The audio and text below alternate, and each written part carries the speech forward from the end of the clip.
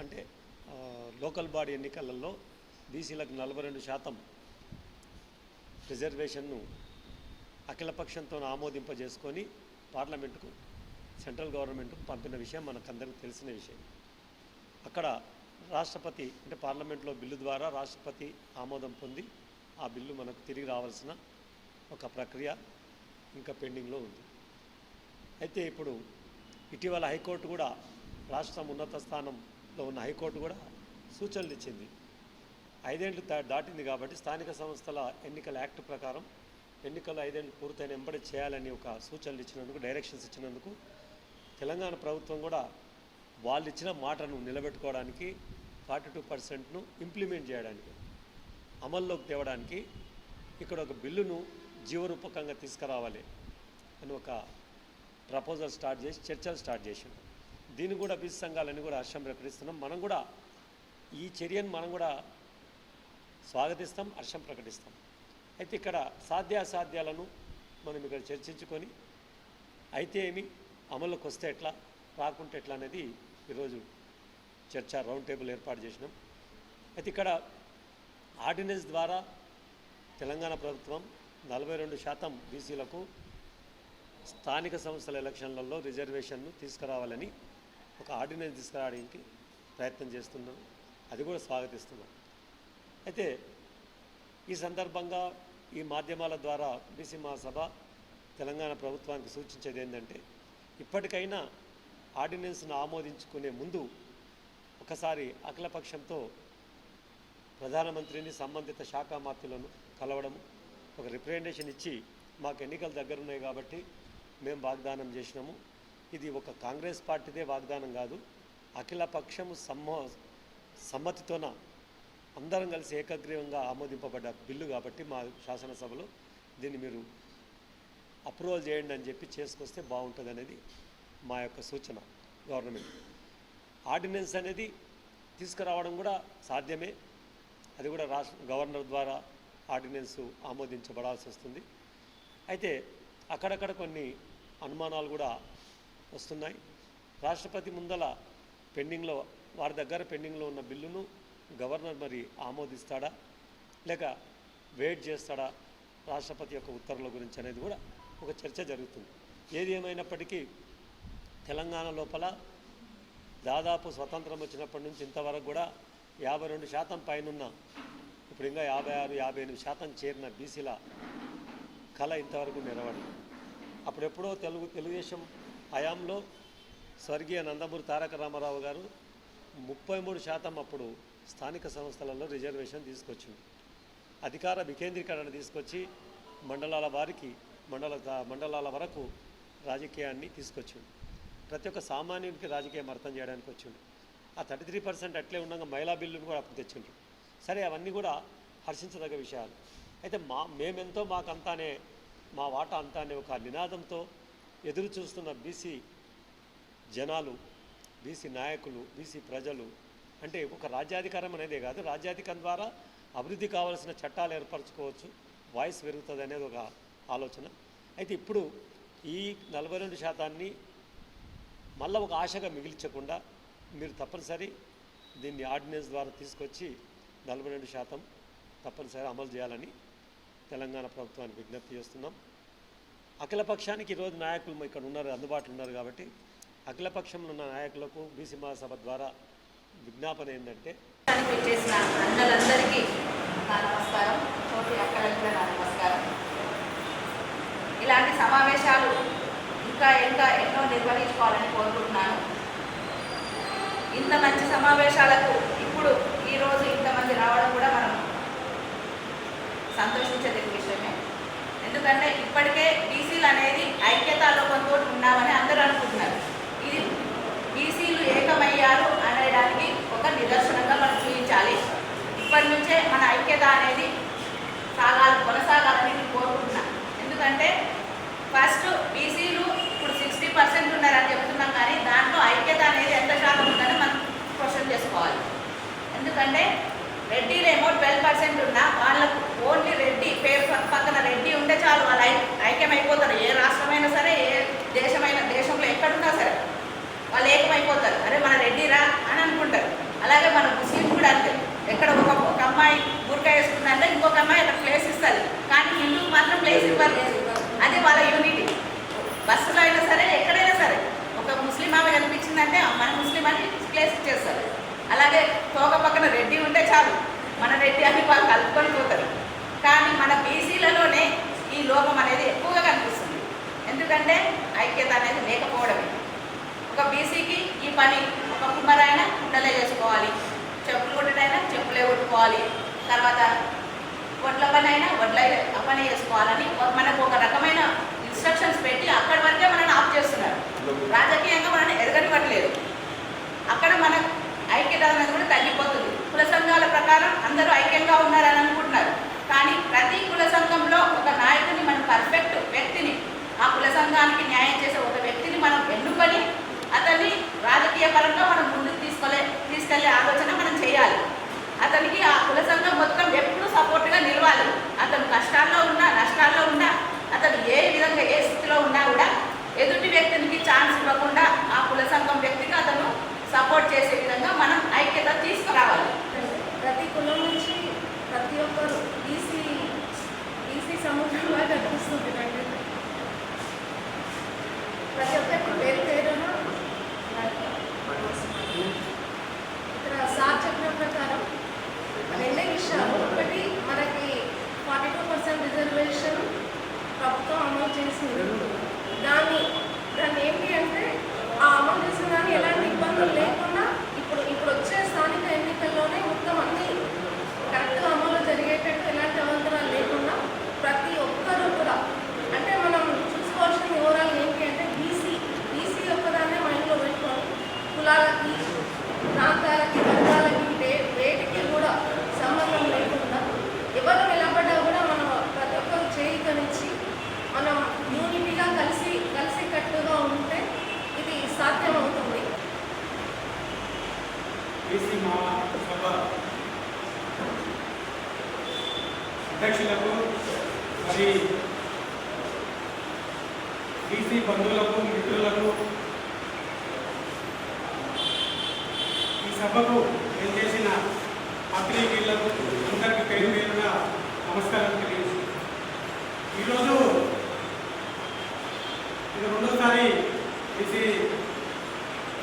Reservation తర్వాత 42% తర్వాత first meeting BC మహాసభనే ఇక్కడనే మీటింగ్ ఏర్పాటు చేయడం జరిగింది. మరి ఈరోజు కాంగ్రెస్ పార్టీ 42% చేయడం అనేది ముఖ్యమంత్రి గారు సరైన టైంలో సరైన నిర్ణయం తీసుకోవడం అనేది మనం అందరం కూడా సిద్ధంగా విషయం. కారణం ఏదైనా కూడా ఒక ముఖ్యమంత్రి అగ్రకులాలకు సంబంధించిన రెడ్డిలు వచ్చిన తర్వాత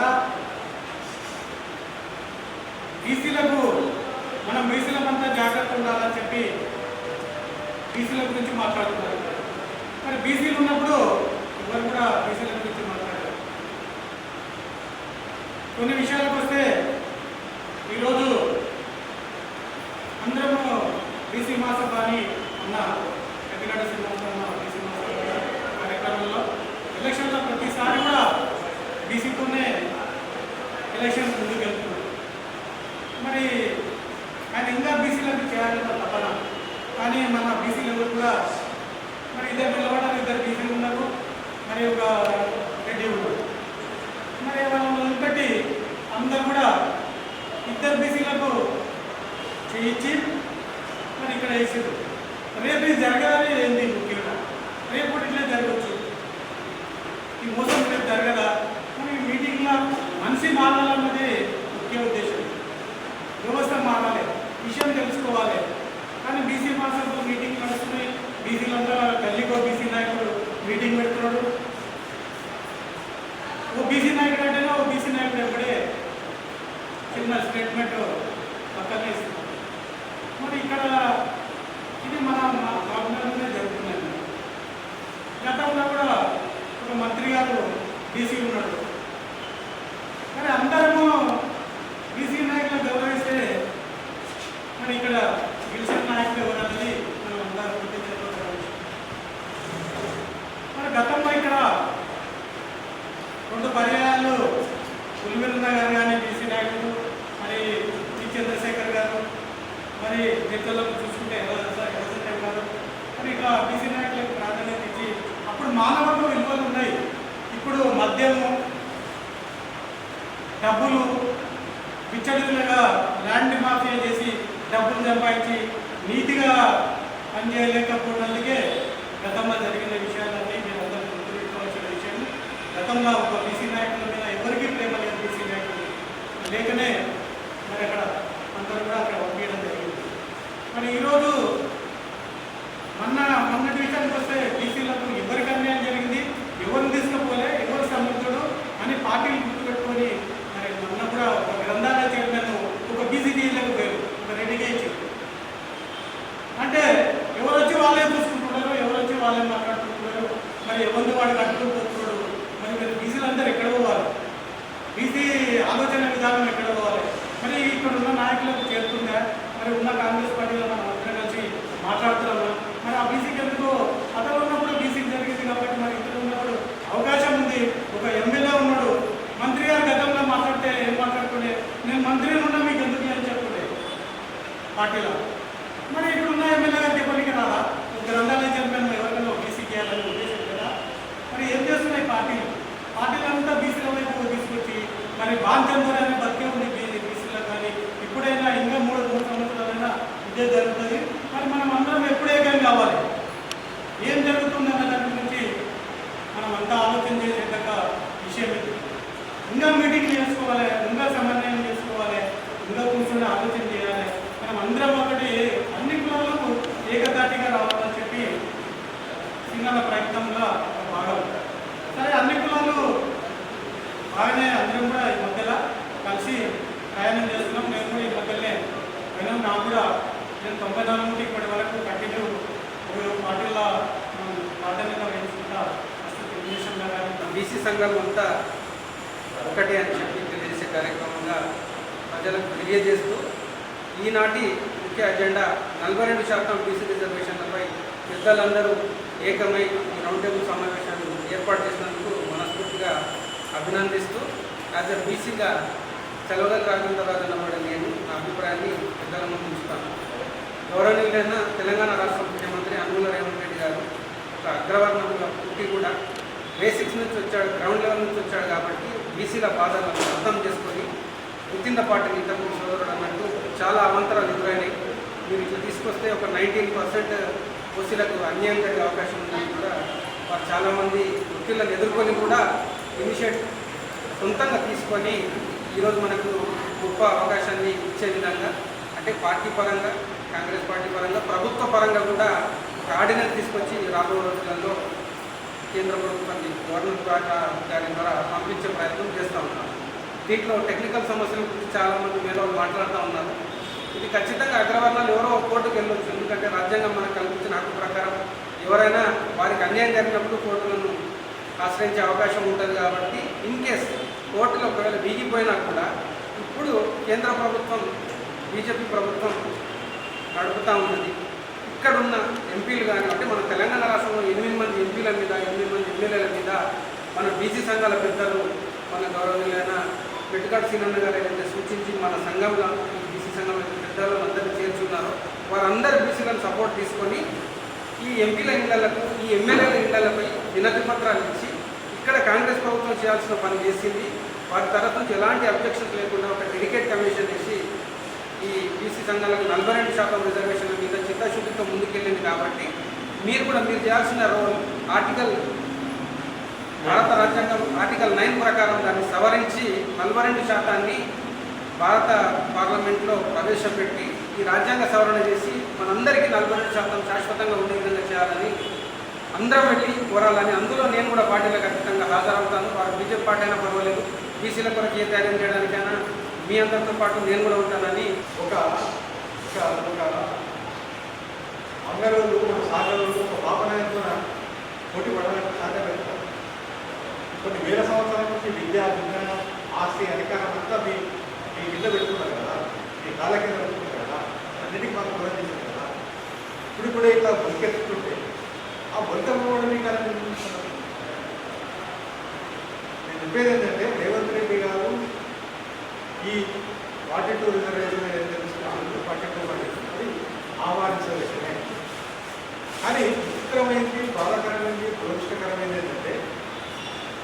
రిజర్వేషన్ ఏమో కాయిదాల మీద జరుగుతుంది, ఈడబ్ల్యూఎస్ ఏమో అమలు చేస్తుంది.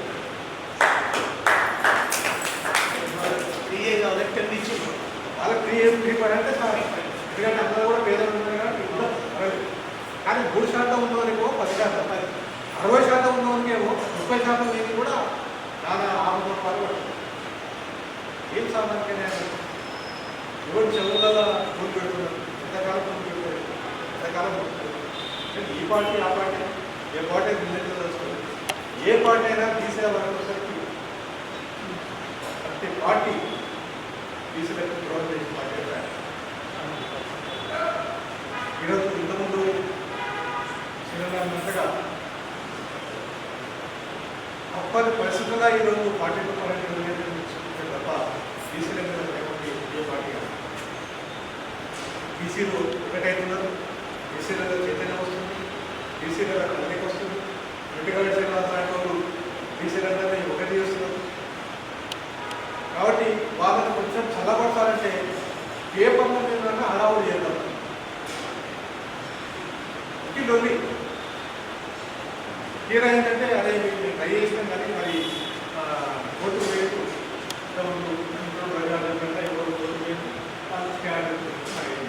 ఎందుకంటే సుప్రీంకోర్టు ఆల్రెడీ చెప్పింది 50% రిజర్వేషన్ ఇస్తారు. తెలంగాణ విషయంలో గతంలో సుప్రీంకోర్టు స్టే ఆర్డర్ ఇచ్చింది. కాబట్టి కూడా ఇదంతా కాదు. సమస్య ఎక్కడ ఉందంటే మనలో ఐక్యతలు ఉంటే అన్నీ సాధ్యపడదు. ఏముందా మన ఓట్లు వేసుకుంటే చిత్రం ఏంటంటే నేను 33 కోట్ల అడ్వకేట్గా చేస్తున్నాను. చాలా కేసుల ఒక 50-60% కేసులలో మనోళ్ళు దైవభక్తులు దైవభక్తులు ఉంటారు, వచ్చి బొట్టు పెట్టుకొని వస్తారు. దేవుడి మీద ప్రమాణం చేసి చదువుగా చెప్తుందంటే చెప్పదని చూస్తుంటాను. మన 3 సంవత్సరాలు పబ్లిక్ రాష్ట్రంలో చూసి పంటలు కళ్ళతో పట్టబోయాలంటే సూర్యుడు చూసిన విషయం తెలుసు రాశాను. శుక్రనారాయణ అంటే దేవుడు మొత్తం చిక్కపడిపోతాడు. దేవుడి మీద ప్రమాణం చేసి అంతా అబద్ధాలు చెప్తా, అబద్ధాలు చెప్పడానికి అంతా అబద్ధం. ఏం పడుతున్నాడు ఆడమేమో దేవుడి మీద ప్రమాణం చేసి అబద్ధం చెప్తాం, మొత్తం ఓవర్ కొడుతున్నా. సీక్రెట్గా ఓటు చేసినప్పుడు మాత్రం అక్కడ ఓటు బయటపడుతున్నాడు. నీ ఓటు మనోడ బీసీ ఏంటంటే మళ్ళీ ఏదో లోపలే ఇదే పోలీసులు ఇక్కడ మా వాడు ఇక్కడే ఓటేసారు. ఇక్కడక్కడ పడతలు కడతారు, ఇక్కడక్కడ పడతలు ఉంటాయి. ఆ పడతల పోయేయాలి ఓటు టైమింగ్ ఏడు కంటే మనలో ఓటు మనకి ఎవరన్నా మన ఊళ్ళల్లో బీసీనే పడతారు. మన బీసీకి వేయకుండా అవతల పట్టాలంటే అదే పట్టేలు ఏం చేస్తాడు, అదే రెడ్డి మన రాత్రి ఒక 4 మంది పెడతాడు, ఓ 2 ఫైనాన్స్ చేస్తాడు. అవసరం వస్తే నేను వాడే మనగాడ, ఆ చూడాలి మనగాడ చూడాడు అని ఇంకోటి చెప్తాడు. వాడు ఎంకరేజ్ చేస్తాడు. మన కార్యాలయం చేస్తాడు. మన ఒకసారి మన హైకోర్టు అదే 4 బీసీ నిలబడారు అడ్వకేట్, ఇక్కడే రెడ్డి వాళ్ళు మొత్తం అడ్వకేట్. అరే ఇట్లా అయిపోయిందని చెప్పేసి ఈసారి మన బీసీలందరూ కూడా ఇదే మాట్లాడుతాం. అదే ఈసారి మనం ఇక్కడే నిలబడమన్నా అని చెప్పి మాట్లాడుతూ ఇక్కడే నిలబడ్డాడు. 2 చూపించుకోకూడదు. అంటే ఆ గుణపాఠం కావాలి. ఇతరగా మన ఇంకా మాట్లాడుకోవట్ల మన బీసీలే పెద్ద పట్టబడ్డాయి. మహమ్మాడి జిల్లాకు ఏంటంటే నేను చాలా రాలేకున్నా ఒకేలా కథ కొట్టేసుకున్నాను. వాడు ఊళ్ళల్లో ఉండే రోజు పెట్టుకున్న ఉండేసుకున్న ఒక రైతు నష్టజీవి ఎంతో మేలు వీళ్ళకంటే. ఎందుకంటే విచిత్రంగా కొంతమంది మా ఎదురుగానే డిస్ట్రిక్ట్ లో అంతే ఇది పెట్టుకొని చెప్తున్నాడు. పట్ట పొలంలో తాగిస్తాం వాడు వ్యవస్థ పాటి ఆ కోటర ఆశపడి మళ్ళా గెలిపిస్తాడు. కానీ రెడ్డి ఇప్పుడు 4 సార్లు 5 సార్లు గర్వపూర్లో మన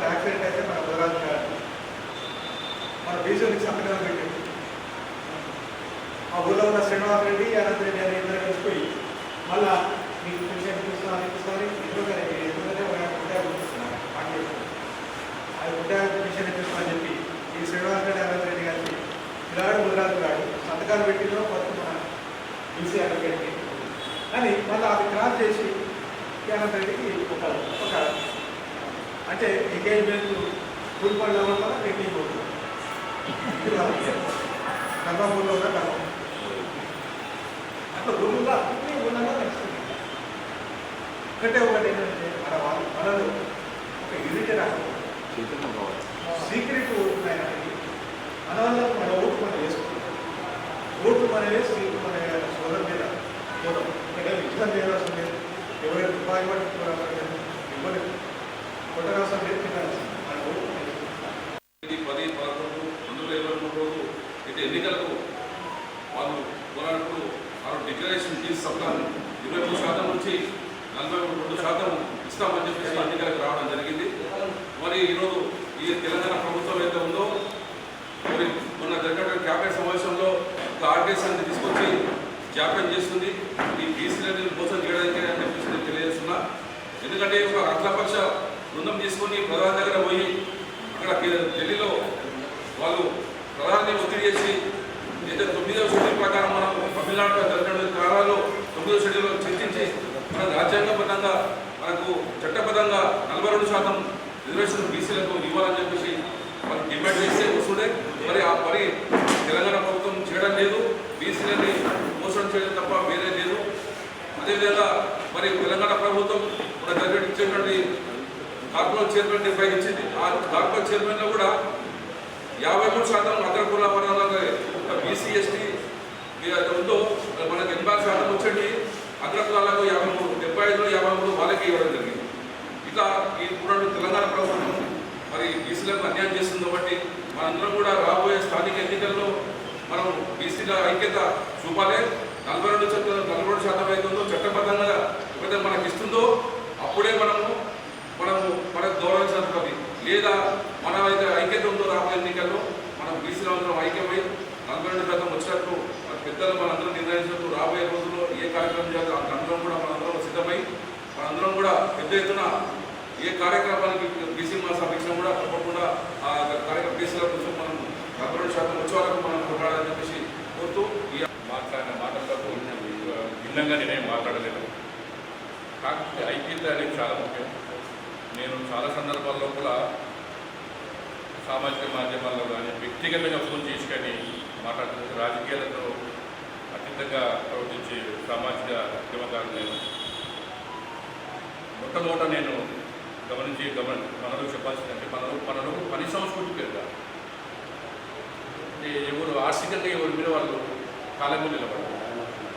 వాళ్ళ దగ్గర పోయి ఇంటి ముందు నిలబడే దీనస్థితికి దూరంగా వెళ్తారు. మనకు మనమే బానిసలుగా ప్రకటించుకొని ఉదయమే ఎప్పుడైతే వాళ్ళ దగ్గరికి పోతామో వాడు కాలేజీలో కాలేసుకొని కూర్చొని మనం ప్రశ్నిస్తాం, మన వైపు చూస్తాం.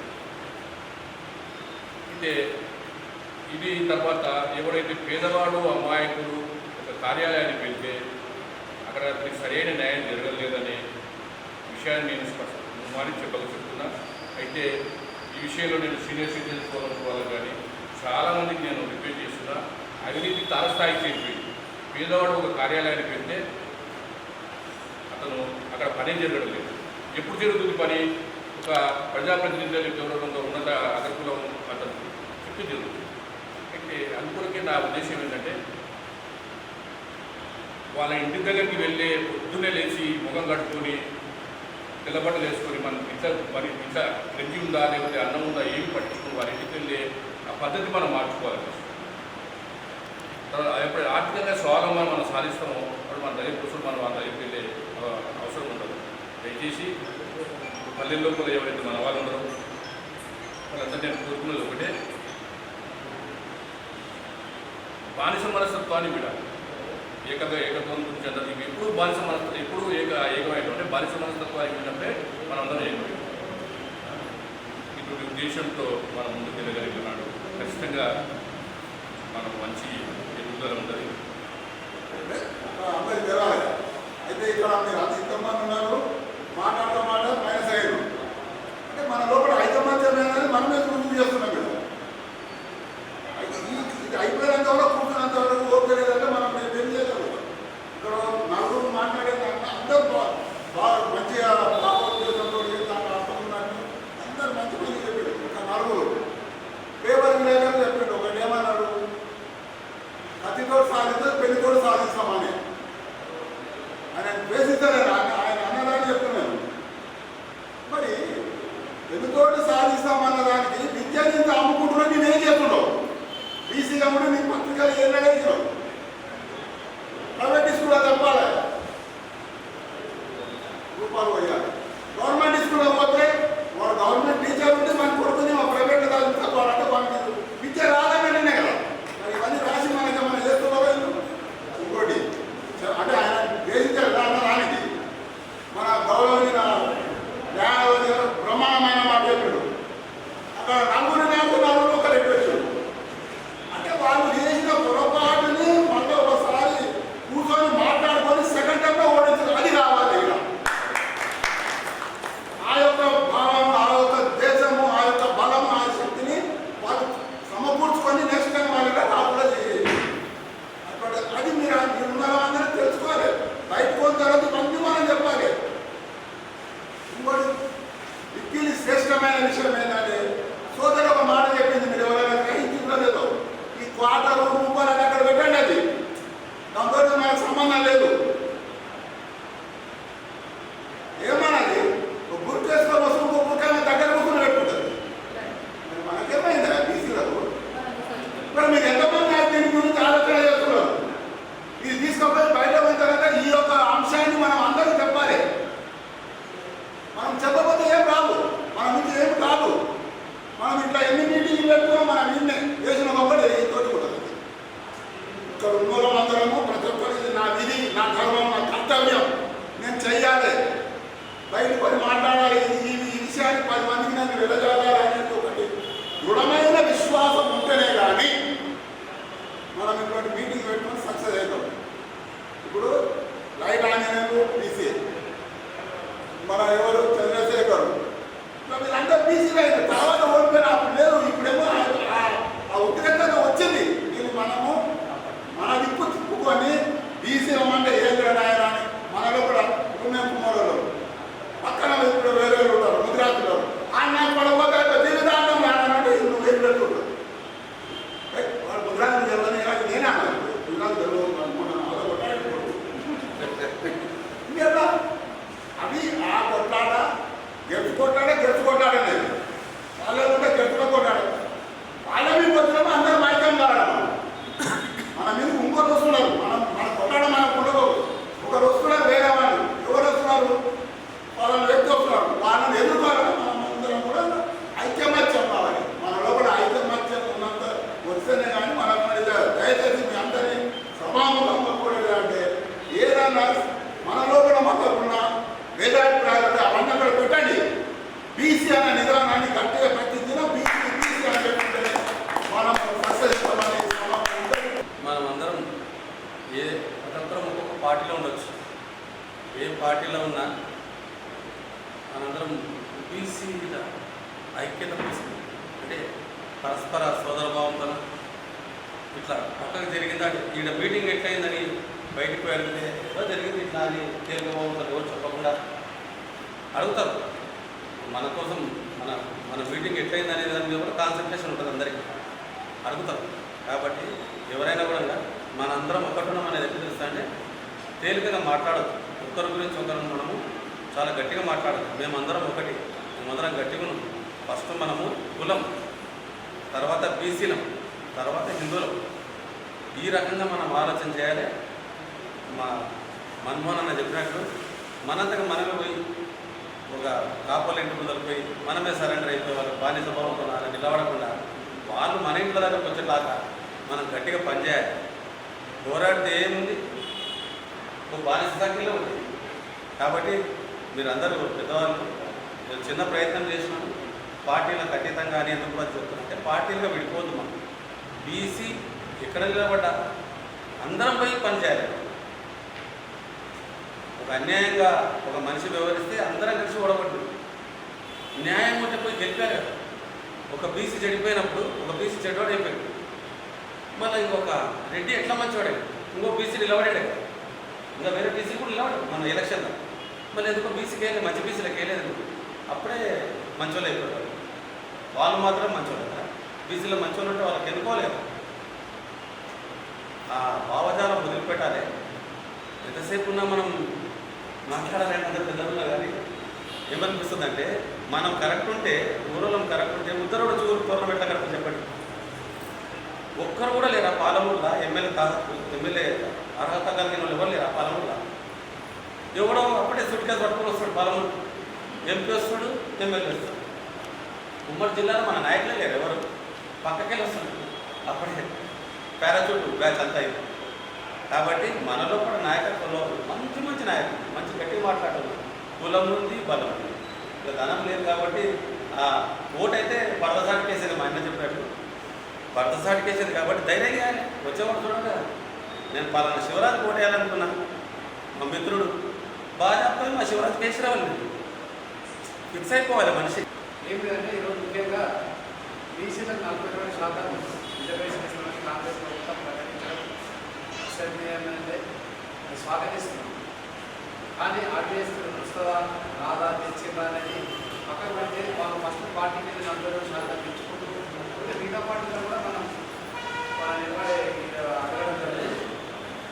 తెచ్చుకుంటూ కూడా స్థానిక సంస్థలకే 42% కాకుండా చట్టసభలో కూడా 42% కూడా దేవాలయం బీ సంఘాలంతా పోరాటం చేయాలి. ఇప్పుడు మనం రాబోయే రోజుల్లో బీసీ జనరేషన్ కూడా మన మార్గాన్ని సులభం చేసినప్పుడు. ఎందుకంటే ఇక్కడ ఈ కింది స్థాయి స్థానిక సంస్థల్లో మనం ఎంత రిజర్వేషన్ ఇచ్చినా మనం పైకి కూడా బీసీ ముందుకు వెళ్ళలేకపోతున్నారు. మరి ఈరోజు సో రౌండ్ టేబుల్ సమావేశం కూడా పెట్టడం చాలా సంతోషనీయం. ఎప్పుడైనా రౌండ్ టేబుల్ సమావేశం పెట్టినా కూడా బీసీ అని వచ్చి మన వాదన ఇచ్చినట్టు తిరుగు ప్రతి ఒక్కరు చైతన్యం. ఈరోజు ఇక్కడ కాకుండా హైదరాబాద్లో కూడా సదస్సు పెడుతున్నారు. సంతోషం బీసీ చైతన్యం వచ్చింది. అక్కడ కూడా శ్రీరామ్ అనుకోవడం ఏంటంటే బీసీ కూడా కాంగ్రెస్ ప్రభుత్వానికి వచ్చిన బీసీ ఎప్పుడు వచ్చినా కూడా వాళ్ళు కాంగ్రెస్ ప్రభుత్వం కూడా ధన్యవాదాలు చెప్పుకోవడం దానికి తప్పేం లేదు. కానీ మనమందరం అనుకున్న బీసీలో ఐక్యత కావాలి. మన అన్నలో మాట్లాడారు, వేరే ఇచ్చిన ఐక్యత కావాలన్నప్పుడు మన బీసీలకు అందరికీ తెలిసిన విషయమే. మన ఎమ్మెల్యేలు కూడా అవకాశం వచ్చింది, మంత్రులు కూడా అవకాశం వచ్చింది. అప్పుడు కూడా మనం కూడా వాళ్ళ దగ్గర పోయి మన బీసీ సమాజం గురించి చెప్పి కొద్దిగా వాళ్ళ బీసీలు కూడా మంచి చేసుకున్నట్లయితే కూడా కొన్ని ముందుకు వెళ్ళిపోతాం. మనం అప్పుడు వెంటబడిపోతున్నాం. ఎందుకంటే కొన్ని మన వాళ్ళకి ఇచ్చినా కూడా మనం మన రైట్ సైడ్ అయితే మనం వెంటబడిపోతున్నాం. మనం కూడా కొంచెం తక్కువ లేకుండా కూడా సమాజం అంతా బీసీ సమాజం ఉంటుంది. ఇది ఇప్పుడు బీసీ ఇంతకుముందు ఎక్కడి రోజుల్లో బీసీ సమాజం అంతా ఒకటే కుటుంబం మీద ఒక 4-5 అన్నదాలు ఉంటే వాళ్ళు ప్రభుత్వ పరంగా చేసుకుంటే వాళ్ళు విడదీయడం లేదు. అక్రమాలు విడదీయడం జరిగింది. 10 గంటల ఫోన్ చేసి మన జిల్లాలో నేను పత్రికలకు వ్యాసాలు రాస్తుంటాను. టీడబ్ల్యూ జనరేషన్ల పైన, జరిగినటువంటి ప్రోగ్రాంల పైన అయితే వాస్తవంగా టాపిక్ చాలా లోతైన టెక్నికల్ విషయాలు. ఏమైనా టెక్నికల్గా మిస్టేక్స్ ఉంటే అన్నది కాబట్టి మిస్టేక్స్కి అన్న సరిగ్గా మాట్లాడేటప్పుడు ముందుగా మనం ఒక విషయాన్ని మనం అర్థం చేసుకోవాలి. చాలామంది మాట్లాడుతున్నాము. ఏది ఏమైనా ఈ రెండో సామాజిక యుద్ధం మన దేశం లోపల 1992లో జరిగినటువంటి ఉద్యమం తర్వాత ఇంత పెద్ద ఉద్యమం అసలు ఈ భారతదేశ చరిత్రలో 70 సంవత్సరాల భారతదేశ చరిత్రలో అసలు కులగలను సాధ్యమవుతుందా అన్నటువంటి క్వశ్చన్ నుంచి ఈరోజు సమంతకామ కులగన చేస్తాము అనేటువంటి ఒక మూమెంట్ తీసుకొచ్చిన గంట మాత్రం రాహుల్ గాంధీ గారు. ఎందుకంటే మనం ముందరి పెట్టలేకపోవాలి. మన రాష్ట్రంలో కూడా కామారెడ్డి ఉద్దేశం తర్వాత ప్రభుత్వం ముందుకు వచ్చి మరి 42% రిజర్వేషన్ ఇవ్వడానికి చట్టసభలో 2 బిల్లు రిలేటెడ్గా ఉద్యోగాలు ఒకటి కార్యక్రమానికి శాసనసభ ఒకటి 2 బిల్లు చేసి ఢిల్లీకి పంపడం అది అక్కడ పెండింగ్లో ఉండడం, ఇప్పుడున్న సమస్య అంతా నెక్స్ట్ మనం ముందరకు పోతే ఎట్లా ఉంటుంది పరిస్థితి. దీనిపైనే మరి నేను ఒకటి మరో సామాజిక విప్లవం అంటూ దిశ పేపర్ ఆర్టికల్ రాసిన, అంటే ఆ రోజు ఎట్లా సాధ్యమైంది, ఎంత మంచి పని అని. మళ్ళా కొన్ని రోజులు జస్ట్ ఒక 15 నెలల క్రితం 47% రిజర్వేషన్ గ్రామం పడినట్లే అని నాకు చెప్తారు. అంటే నిజమైన వాస్తవాన్ని గ్రామం పడినట్ల అనేటువంటిది ఒక లోతైన టెక్నికల్ సమస్యలు ఇక్కడ ఉన్నాయి. ఫస్ట్ వన్ ఏంటంటే ప్రభుత్వం ఇప్పుడు 47% రిజర్వేషన్కు ఆర్డినెన్స్ తీసుకురావడానికి సిద్ధపడ్డది. చాలామంది ఏమంటే వృత్తి ఆర్డినెన్స్ అది విక్టోరియా అవుతుంది, గవర్నర్ ఒప్పుకోవడాన్ని సింపుల్గా పడిస్తున్నారు, లేదనుకున్నారు. వాస్తవంగా ఆర్డినెన్స్కి చట్టం శాసనసభ సమావేశాలు లేనప్పుడు అత్యంత ముఖ్యమైన విషయాలపైన, తక్షణ స్పందించాల్సిన విషయాలపైన ఆర్డినెన్స్ తీసుకురావడం అనేది అది రాజ్యాంగబద్ధంగా ఉన్నటువంటి అంశం. ఆర్డినెన్స్ చట్టానికి ఏం డిఫరెంట్ లేదు, రెండు ఒకటే, చట్టబద్ధత ఇచ్చినట్లే ఆర్డినెన్స్ ఫస్ట్. ఇక సెకండ్ వన్, ఈ ఆర్డినెన్స్ని మరి రాష్ట్రపతి దగ్గర పెండింగ్లో ఉంది కాబట్టి బిల్లు, ఈ ఆర్డినెన్స్ని గవర్నర్ ఆమోదిస్తాడా అనేది క్వశ్చన్ మార్క్. ఆర్డినెన్స్ రాష్ట్రపతి ఆమోదించడం అనేటువంటిది ఒక చిన్న టెక్నికల్ సమస్యనే. ఎందుకంటే ఇప్పుడున్న పరిస్థితి లోపల రాష్ట్ర గవర్నర్ అందరూ కూడా కేంద్ర ప్రభుత్వ ఏజెంట్గా పనిచేస్తున్నారు కాబట్టి ఒక విచక్షణాధికారంతో గవర్నర్ కంపల్సరీగా ఆర్డినెన్స్కు సంతకం పెడతాడు, విచక్షణాధికారం ఉపయోగించి పెట్టవచ్చు. లేదు అనుకుంటే రాష్ట్రపతి దగ్గర ఉందని ఆపవచ్చు. అయితే ఒక విషయం మనం స్పష్టంగా గుర్తించాలి, ఎస్సీ ఎస్టీ రిజర్వేషన్ అనేటువంటిది అది పార్లమెంట్ నిర్ణయిస్తుంది, రాష్ట్రాలకు అధికారం లేదు. కానీ బీసీ రిజర్వేషన్ అనేటువంటిది రాష్ట్రాలు నిర్ణయిస్తుంది. ఎక్కడికక్కడ రాష్ట్రాలు బీసీ రిజర్వేషన్లు పెంచడానికి, తగ్గించడానికి రాజ్యాంగబద్ధంగా మనకు రాష్ట్రాలకు అధికారం ఉందనే విషయాన్ని మనం గమనించాలి. కాబట్టి ఇది రాష్ట్రపతి దగ్గర ఉన్న ఈ ఆర్డినెన్స్ను గవర్నర్ అనుకుంటే ఆమోదం తెలుపుతారు, ఇది అమల్లోకి వస్తుంది. ఎవరైనా ఇంకో సమస్య ఎస్ అమల్లోకి వచ్చింది, మరి తర్వాత ఏం జరుగుతుంది? ఎస్ కంపల్సరీగా కోర్టుకోతుంది.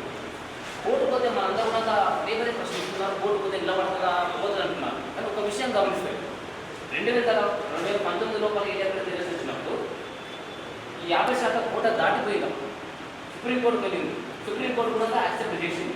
అప్పుడు ఒక చిన్న కండిషన్ ఏంటంటే విద్యా ఉద్యోగ సంస్థల లోపల ఈ ఎస్సీ ఎస్టీ బీసీలకు జరిగే నష్టాన్ని మేము ఫుల్ఫిల్ చేస్తామనే ఒక షరతుతో సుప్రీంకోర్టు యాక్సెప్ట్ చేసింది. బీసీలో అనేది కుటుంబం, ఇది ఈ కులం, అది ఆ కులం, ఈ వీళ్ళు వాళ్ళు అనేది ఉండవు. ఒక పెద్ద కులంలో ఏముంటుందంటే అరే వాళ్ళు అరే మనోడు అను, కానీ ఇక్కడ బీసీ అంటే మనోడు అనరు, వాడు ఆ కులం అనేది ఉండకూడదు అనేది నా ఉద్దేశం.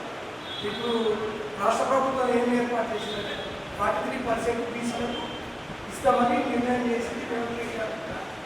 చెప్పింది కాబట్టి ఆ మాట మీద కాంగ్రెస్ గవర్నమెంట్ ఉంటుందని కూడా నేను అనుకుంటున్నాను. మనం కూడా ప్రతి పార్టీల అందరూ ఆల్ పార్టీలో వచ్చింది కాబట్టి అధ్యక్షుల దగ్గర పోయి అయ్యా మా కులానికి రాబోయే రోజుల్లో స్థానిక ఎలక్షన్లు వస్తున్నాయి కాబట్టి మా కులానికి అనకుండా బీసీకి మేము ఇన్ని సీట్లు ఇస్తామని చెప్పి ప్రతి పార్టీలో అలాలని చెప్పి నేను కోరుకుంటూ ఈ అవకాశం ఇచ్చిన అందరికీ ప్రజలకు నమస్కారం.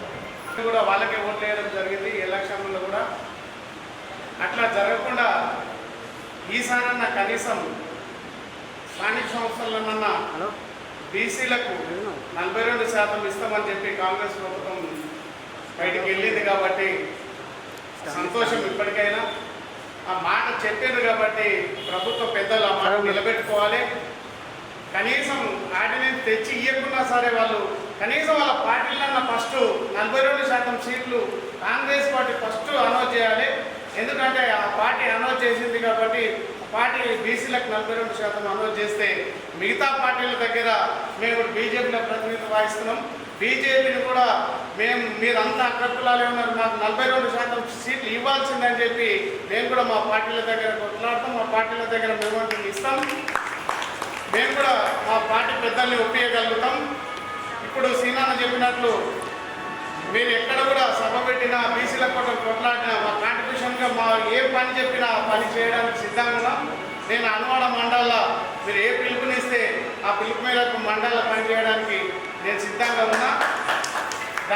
దాన్ని చెప్పడానికి ఈరోజు రౌండ్ టేబుల్ సమావేశానికి వచ్చిన మన ప్రభాకర్ అన్న నాకు ఫోన్ చేసి నిన్నటికెళ్ళి మీరు ఖచ్చితంగా రావాలి. వివిధ కుల సంఘాల అధ్యక్ష కార్యదర్శులు వాళ్ళ ప్రతినిధులు ముఖ్యంగా ఈరోజు మన కుటుంబాలు ఈ కుల సంఘాలు ఇంతగానో ఎక్కువ బాగు విడివిడిగా లేకుండా అందరూ చాలా బాగుంటుంది. ఇప్పటికైతే మనం ఒక పద్ధతి పోతున్నాము. కానీ మనం పేదవాళ్ళకు చెప్పాలి వచ్చి మనం ఈ పేసే భావాలకు కూడా ఎక్కువ అక్కడ అందరూ ఉండే మంచి కూడా అని చెప్పి మనం కూడా వాళ్ళకి మోటివేషన్ చేయాలి. ఎవరు చూసిన మనం చెప్తూనే మంచి కూడా. ఎందుకంటే ఇక్కడ కూడా 2 కులాలు కలిసి ఒక మీటింగ్ పెట్టుకునే చిరిగా లాగా వస్తుంది. కానీ అది కాకుండా అందరూ కలిసి మీటింగ్ మంచి ఉన్నది. దాంతోపాటు 40% ఏదైతే ఉందో రాజకీయ పార్టీలకు సంబంధించిన వాళ్ళ నాయకులు కూడా వాళ్ళ పార్టీల సంబంధించిన వాళ్ళ పార్టీ అధ్యక్షుడు వాళ్ళకు కూడా చెప్పి మా సాధించినట్టు 40% ఫస్ట్ పార్టీ వాళ్ళు ఫస్ట్ రిజైన్ చేసి కాదు అన్ని పార్టీలు అట్లా చేయాలని చెప్పి చెప్తే అంటే మనం టీచర్లు మనకు వినిపించే సరిగ్గా అందుకే ఈ అవకాశం ఇచ్చి అందరికీ అందరికీ నమస్కారం. అయితే ఈరోజు 42% మీద మనం మాట్లాడడం జరుగుతూ ఉంది. ఈ కార్యక్రమాన్ని ఎందుకు తీసుకున్నామంటే మన గౌరవ ముఖ్యమంత్రి గారు కామారెడ్డి డిక్లరేషన్లో 42% బీసీకి ఇస్తానని చెప్పడం జరిగింది. అది అందరికీ సమంజసంగా ఉంది. అయితే దీనిని ఆర్డినెన్స్ కాకుండా చట్టబద్ధత చేస్తే బాగుంటుందని నా యొక్క కోరిక. ఎందుకంటే ఎన్నో రాజకీయ పార్టీలు చూసినాం, ఎంతోమంది రాజకీయ నాయకులను చూసినాం, అన్ని పార్టీలను చూసుకుంటూ వస్తూనే ఉన్నాం, లాస్ అయిపోయినాం.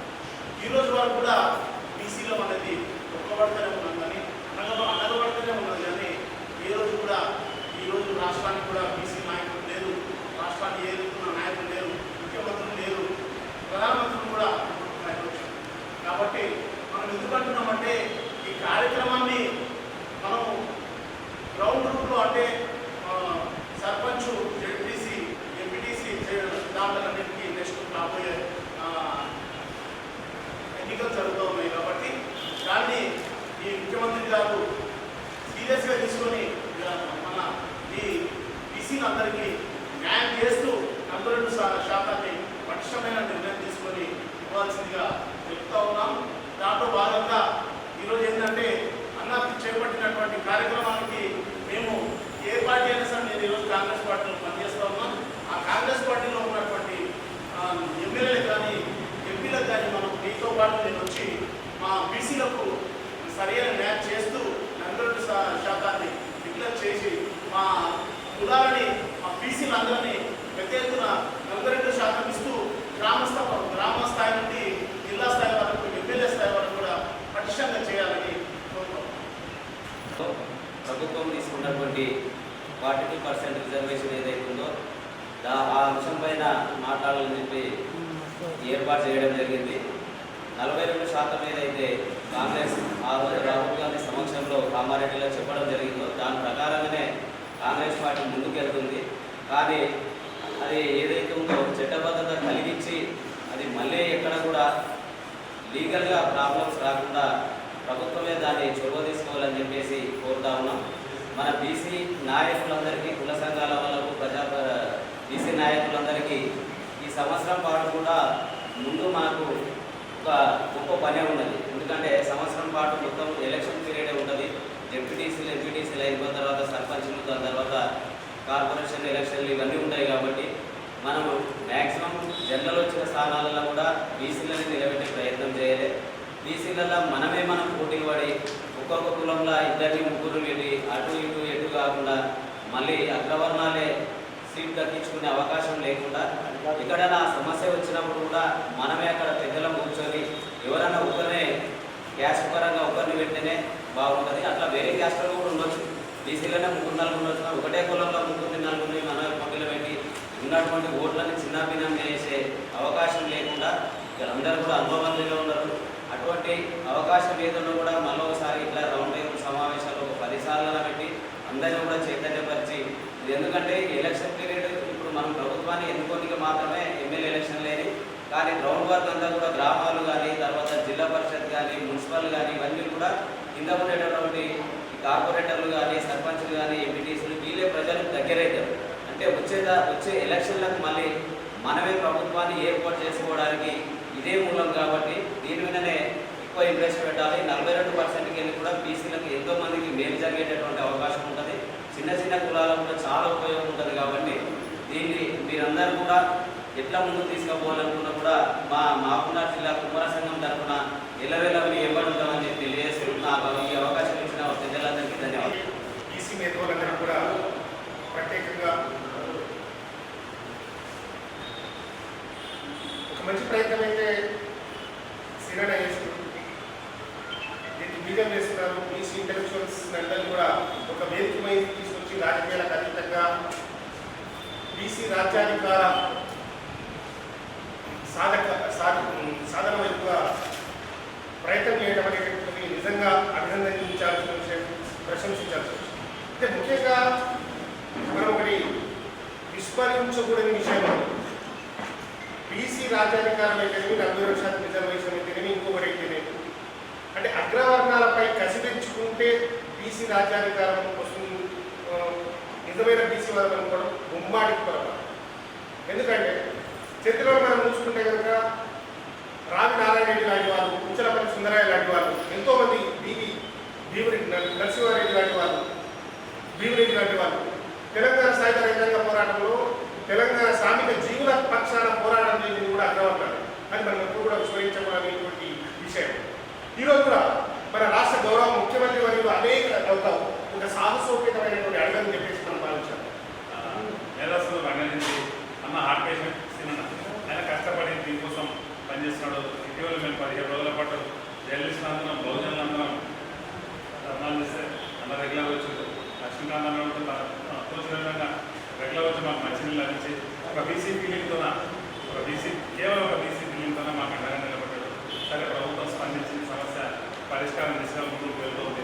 మీకు అందరికీ మా జర్నలిస్టుల తరఫున కృతజ్ఞతలు ఉన్నామని తెలియజేసుకుంటున్నాను. అదేవిధంగా పవర్లోకి వచ్చిన బీసీలు కూడా ఏంటంటే ఒకసారి అధికారంలోకి వచ్చిన బీసీలు ఎవరైతే నేను గ్రామీణ ప్రాంతాల్లో ఎంపీటీసీ కానీ సర్పంచ్ కానీ జెడ్పీటీసీ చైర్మన్ ఏ స్థాయి వ్యక్తికైనా కనీసం గెలిచిన తర్వాత మన వాళ్ళు ఎవరన్నా ఇలా ఉన్నోళ్ళకి వచ్చి ఏదైనా అభ్యర్థన చేసినా, ఏమైనా సాయం కోసం వచ్చినా, ఏదైనా పని కోసం వచ్చినా దయచేసి వాళ్ళని తిరస్కరించొద్దని నేను కోరుకుంటున్నాను. ఇక్కడ ఉంటున్న ఎంతోమంది అవకాశం భవిష్యత్తులో వస్తుంది, వాళ్ళంతా ప్రజాప్రతినిధులుగా వెలుగుతారు. వెలుగొందిన తర్వాత కనీసం ఒక్క పాయింట్ అన్నా, కనీసం ఒక్క బహుమతమైన స్ఫటికవంతమైన బీసీ ఫీలింగ్ మనసులో ఉండాలని నేను కోరుకుంటున్నాను. ఎందుకంటే నేను పుట్టిన కొల్లాపూర్లో రంగదాస్ గారు నేను చూసాము. నేను చిన్న ఉన్నప్పటికే ఆయన బీసీ ఫీలింగ్ ఎలాంటిదో నేను గమనించాను. అంతటి బీసీ ఫీలింగ్ ఉన్న మహానుభావుడు ఈ ఉమ్మడి జిల్లాలో ఇప్పటివరకు వచ్చిన వాళ్ళైతే నాకు తెలియదు. ఆ ఏజ్లో ఆ కాలంలో ఆయన అంత కరుడుగట్టిన బీసీ వాటి కూడా బీసీలకు బహుజనులకు అండగా నిలబడ్డాడు. అలాంటి వ్యక్తులు, అలాంటి వారసులు రావాలి.